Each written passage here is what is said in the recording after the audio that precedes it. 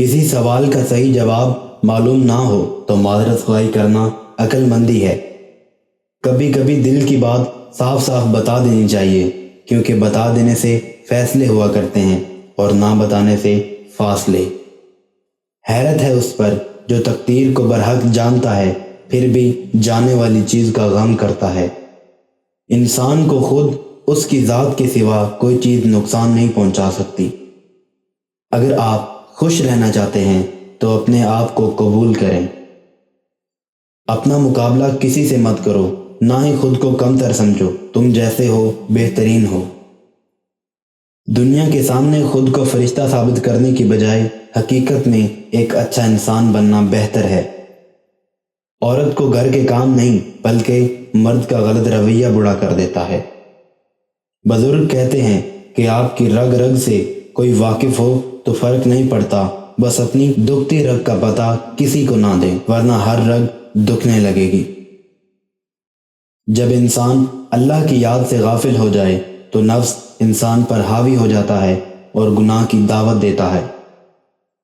حد سے زیادہ سمجھداری زندگی بور کر دیتی ہے، اس لیے شرارتیں کریں اور خوش رہیں۔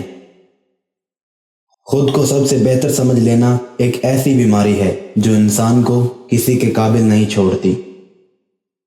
زندگی میں دو چیزیں یاد رکھیں، جب آپ اکیلے ہوں تو اپنے خیالات کا خیال رکھیں، اور جب آپ لوگوں کے ساتھ ہوں تو اپنے الفاظ کا خیال رکھیں۔ بے وقوف اپنے آپ کو عقل مند سمجھتے ہیں، جبکہ عقل مند اپنے آپ کو بے وقوف سمجھتے ہیں۔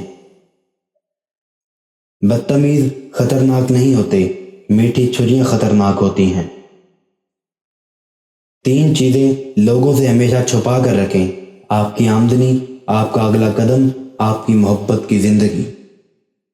میدان جنگ میں کامیاب ہو کر شیر بننا آسان ہے، لیکن اصل شیر وہ ہے جو اپنے نفس کو خود پر حاوی نہ ہونے دے۔ جھاڑو کی طرح صفائیاں دیتے ہوئے زندگی گزارنے سے کہیں بہتر ہے بیلچہ بنو اور اٹھا پھینکو ایسے لوگوں کو جو جینا حرام کر دیتے ہیں۔ ناکامی کا منہ اکثر اس وقت دیکھنا پڑتا ہے جب ہم کامیابی کے حصول کے لیے اپنے اللہ کے اصول توڑ دیتے ہیں۔